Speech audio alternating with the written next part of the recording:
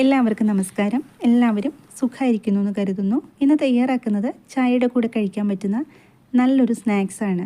വളരെ എളുപ്പത്തിൽ നമുക്ക് തയ്യാറാക്കിയെടുക്കാം കേട്ടോ. ഒരുപാട് ഇൻഗ്രീഡിയൻസിൻ്റെ ഒന്നും ആവശ്യമില്ല നമുക്ക് തയ്യാറാക്കിയെടുക്കാനായിട്ട്. അപ്പോൾ ഇതാ ഞാൻ 3 കോഴിമുട്ട എടുത്ത് വെച്ചിട്ടുണ്ട്. നാടൻ കോഴിമുട്ടയാണ് കേട്ടോ എടുത്തിരിക്കുന്നത്. പുഴുങ്ങി എടുത്തിട്ടുണ്ട്. ഈ കോഴിമുട്ട കൊണ്ടുള്ള വിഭവങ്ങൾ ഒരുവിധം എല്ലാവർക്കും നല്ല ഇഷ്ടമുള്ള ഒന്ന് തന്നെയാണല്ലേ, പ്രത്യേകിച്ച് നമുക്ക് മലയാളികൾക്ക്. പിന്നെ കുട്ടികൾക്ക് ചിലപ്പോൾ ഇത് കഴിക്കാനൊക്കെ കുറച്ച് ബുദ്ധിമുട്ട് കാണും പുഴുങ്ങി കൊടുത്താൽ. പക്ഷേ ഇതുപോലത്തെ സ്നാക്സ് റെഡിയാക്കി കൊടുത്തു കഴിഞ്ഞാൽ അവർ കഴിച്ചോളൂ കേട്ടോ. അത്ര ടേസ്റ്റാണ് ഇതിന്. ഒരുപക്ഷെ ഇത് എല്ലാവരും തയ്യാറാക്കുന്ന ഒന്നായിരിക്കും കേട്ടോ. അപ്പോൾ ഇത് ഉണ്ടാക്കാത്തവർക്ക് വേണ്ടിയിട്ടാണ് ഞാൻ ഈ വീഡിയോ ചെയ്യുന്നത്. അപ്പോൾ തയ്യാറാക്കി നോക്കാത്തവർ എന്തായാലും തയ്യാറാക്കി നോക്കൂ, എല്ലാവർക്കും ഇഷ്ടമാവും. അപ്പോൾ ഞാൻ ഇത് തൊണ്ട് കളഞ്ഞെടുത്തിട്ടുണ്ട് എല്ലാത്തിൻ്റെയും. എന്നിട്ട് ഇത് ഞാനൊന്ന് കട്ട് ചെയ്തെടുത്തിട്ടുണ്ട്. ഇനി നമ്മൾ എന്ത് ചെയ്യണമെന്ന് വെച്ചാൽ ഇതിൻ്റെ അകത്തുനിന്ന് ആ മഞ്ഞയുണ്ടല്ലോ, മുട്ടയുടെ മഞ്ഞക്കുരു ഒന്ന് മാറ്റിയെടുക്കണം. ഒരു മിക്സിയുടെ ജാർ എടുത്ത് വയ്ക്കുക. എന്നിട്ട് അതിനകത്തേക്ക് നമ്മൾ ചെറിയുള്ളിയാണ് ചേർത്ത് കൊടുക്കേണ്ടത്. ഇപ്പം ഞാനൊരു 4 ചെറിയുള്ളി എടുത്തിട്ടുണ്ട്. സവാള എടുക്കരുത് കേട്ടോ, ചെറിയുള്ളി തന്നെ ചേർത്ത് കൊടുക്കണം, അപ്പോഴാണ് ഇതിന് ടേസ്റ്റ് കിട്ടുക. കുറച്ച് കറിവേപ്പില ചേർത്ത് കൊടുത്തിട്ടുണ്ട്. മല്ലിയിലയുടെ ടേസ്റ്റ് ഇഷ്ടമുണ്ടെന്ന് വെച്ചാൽ മല്ലിയിലയും കൂടി ചേർത്ത് കൊടുത്തോളൂ. ചിലവർക്ക് അതിൻ്റെ ടേസ്റ്റ് ഇഷ്ടമുണ്ടാവില്ല, ഞാനിപ്പം ചേർത്ത് കൊടുത്തിട്ടില്ല കേട്ടോ. പിന്നെ ചേർത്ത് കൊടുക്കേണ്ടത് നാളികേരമാണ്. അപ്പം ഞാനിതിനകത്തേക്ക് 2.25 ടേബിൾ സ്പൂൺ നാളികേരം ചേർത്ത് കൊടുത്തിട്ടുണ്ട്. അപ്പോൾ നമ്മൾക്ക് എത്രയാണ് സ്നാക്സ് വേണ്ടത് വെച്ചാൽ അതനുസരിച്ചിട്ടൊക്കെ നാളികേരത്തിൻ്റെയും അതുപോലെ തന്നെ ചെറിയുള്ളിയുടെയും അളവ് നിങ്ങൾ കൂട്ടിയെടുക്കണം കേട്ടോ. അതിനുശേഷം അതിനകത്തേക്ക് കുരുമുളക് പൊടിയാണ് ചേർത്ത് കൊടുത്തത്, എരിവിനാവശ്യമായിട്ടുള്ളത് 3/4 ടീസ്പൂൺ ഞാനിപ്പോൾ ചേർത്ത് കൊടുത്തിട്ടുണ്ട്. ഇനി അതിലേക്ക് കുറച്ച് ചെറുനാരങ്ങ നീര് ചേർത്ത് കൊടുക്കുക. ഒരുപാട് ആവരുത് കേട്ടോ, വളരെ കുറച്ച് ചേർത്ത് കൊടുത്താൽ മതി. പാകത്തിന് ഉപ്പും കൂടെ ചേർത്ത് കൊടുക്കുക. അതിനുശേഷം നമ്മൾ ഇതൊന്ന് അരച്ചെടുക്കുക. അപ്പോൾ അരച്ചെടുക്കുമ്പോൾ ശ്രദ്ധിക്കേണ്ടത് ഇതിനകത്തേക്ക് വെള്ളം ചേർത്ത് അരയ്ക്കരുത്.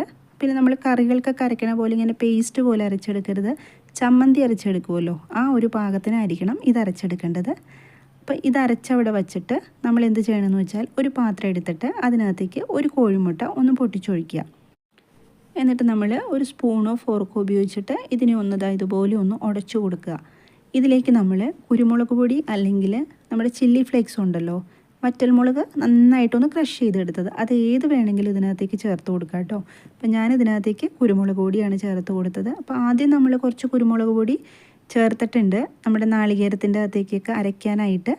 അപ്പോൾ ഇപ്പം ചേർത്ത് കൊടുക്കുമ്പം അത് നോക്കിയിട്ട് വേണം ചേർത്ത് കൊടുക്കാൻ, എരിവ് കൂടി പോകരുത്. എന്നിട്ട് ഇതിനെ നന്നായിട്ട് ഇതുപോലെ ഒന്ന് നന്നായിട്ടൊരു ഫോർക്ക് ഉപയോഗിച്ചിട്ട് ഒന്ന് നന്നായിട്ട് ബ്ലെൻഡ് ചെയ്ത് കൊടുക്കുക.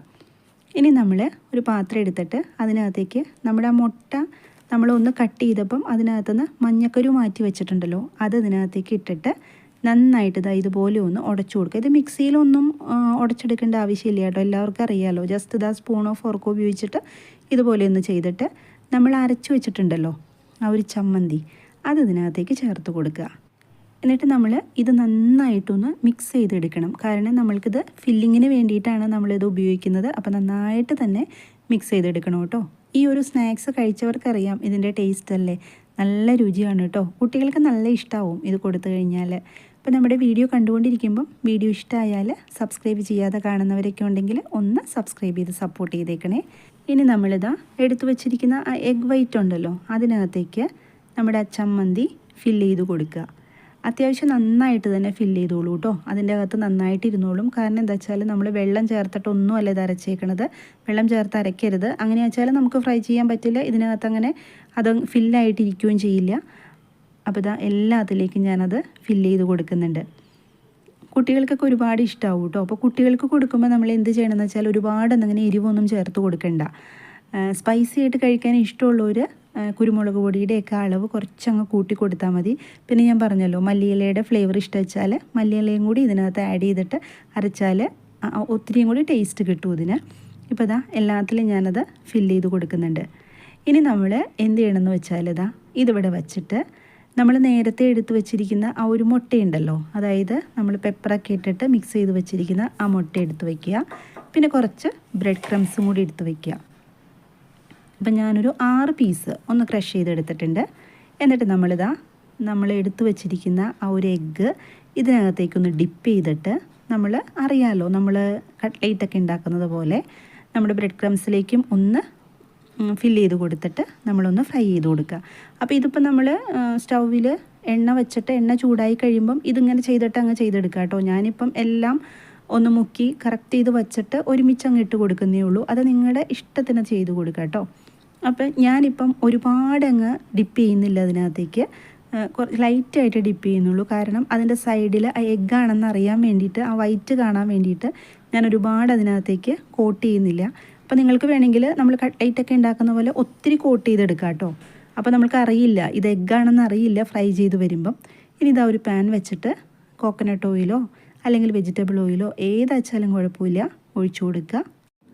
എന്നിട്ട് ഓയിൽ നന്നായിട്ട് തിളച്ചതിന് ശേഷം മാത്രം നമ്മൾ എടുത്തു വച്ചിരിക്കുന്ന ആ ഓരോ മുട്ടയും ഇതിനകത്തേക്ക് ഇട്ട് കൊടുക്കുക. അപ്പോൾ ഒരുപാട് എണ്ണയുടെ ഒന്നും ആവശ്യമില്ല. പിന്നെ അത് മാത്രമല്ല ഒത്തിരി എണ്ണ കുടിക്കൊന്നും ചെയ്യില്ല കേട്ടോ.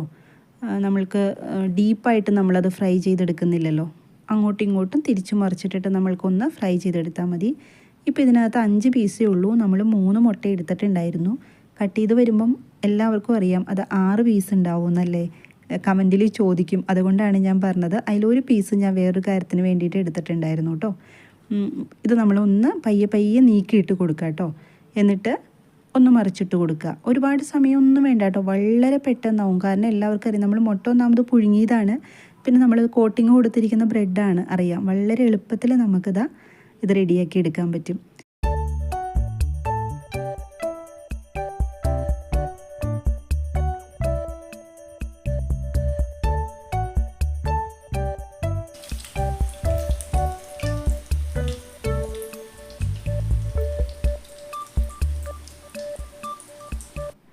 പിന്നെ ആ എഗ് വൈറ്റിൻ്റെ അകത്തേക്ക് നമ്മൾ വച്ചു കൊടുത്തിരിക്കുന്ന ആ ഒരു ചമ്മന്തി ഉണ്ടല്ലോ, ഫില്ലിങ്, അത് പൊട്ടിപ്പോവൊന്നുമില്ല കേട്ടോ. ആ ഒരു ടെൻഷനൊന്നും വേണ്ട. എണ്ണയിലേക്ക് ഇട്ട് കഴിയുമ്പം അത് ഒന്നുമില്ല. അത് അതിനകത്ത് തന്നെ ഇരുന്നോളും. പിന്നെ ഞാൻ പറഞ്ഞല്ലോ, ഞാൻ ഒരുപാട് അങ്ങ് ഡിപ്പ് ചെയ്തിട്ടില്ല. അതെന്താ വെച്ചാൽ അത് കാണുമ്പോൾ നിങ്ങൾക്കറിയാം ഒരു സ്നാക്ക് സൈഡിൽ ആ ഒരു വൈറ്റ് കാണാൻ വേണ്ടിയിട്ടാണ്. അപ്പോൾ നിങ്ങളത് നന്നായിട്ട് തന്നെ ഒന്ന് ഡിപ്പ് ചെയ്തോളൂ കേട്ടോ. ഇപ്പോൾ തന്നെ 2 സൈഡും നന്നായിട്ട് ഫ്രൈ ആയി കിട്ടിയിട്ടുണ്ട്. ഞാനതൊന്ന് കോരി മാറ്റുന്നുണ്ട് കേട്ടോ. ഒട്ടും എണ്ണ ഇതിനകത്തേക്ക് വന്നിട്ടില്ല, കണ്ടില്ലേ? നമ്മൾ ആ ഒഴിച്ചു കൊടുത്ത എണ്ണ കുറച്ചധികമാവും ഇട്ടേ ഉള്ളൂ. അല്ലാതെ നമ്മുടെ ആ ഒരു സ്നാക്സിലേക്ക് ഒരുപാട് എണ്ണയൊന്നും ആയിട്ടില്ല. ഒരു തുള്ളി പോലും എണ്ണ ഞാൻ അതിനകത്തേക്കൊന്നും വീണിട്ടില്ല കേട്ടോ. അങ്ങനെ വളരെ എളുപ്പത്തിൽ വളരെ രുചികരമായിട്ടുള്ള എഗ്ഗ് കൊണ്ടുള്ള സ്നാക്സ് ഇവിടെ റെഡിയായി കിട്ടിയിട്ടുണ്ട്. തയ്യാറാക്കാത്തവർ എന്തായാലും തയ്യാറാക്കി നോക്കണം. എല്ലാവർക്കും ഇഷ്ടമാവും. ചൂടോടുകൂടി കഴിക്കാനായിട്ട് നല്ല ടേസ്റ്റാണ് കേട്ടോ. കട്ടൻ ചായയുടെ കൂടെ കഴിക്കാനാണ് ഏറ്റവും രസമായത്. ഇനി ഇത് കഴിക്കാനായിട്ട് പ്രത്യേകിച്ച് സോസിൻ്റെ ആവശ്യമൊന്നുമില്ല കേട്ടോ. കാരണം നല്ലൊരു ഫില്ലിങ്ങാണ് നമ്മൾ കൊടുത്തിരിക്കുന്നത്. അപ്പോൾ ഇത് തയ്യാറാക്കി കഴിക്കാത്തവർ എന്തായാലും ഒന്ന് തയ്യാറാക്കി കഴിച്ചു നോക്കൂ. നിങ്ങൾക്ക് എല്ലാവർക്കും ഇഷ്ടമാവും കേട്ടോ. സബ്സ്ക്രൈബ് ചെയ്യാനും ലൈക്ക് ചെയ്യാനും ആരും മറന്നു പോകരുത്. മറ്റൊരു വീഡിയോയിൽ കാണാം. എല്ലാവരും സന്തോഷമായിട്ടിരിക്കുക. താങ്ക്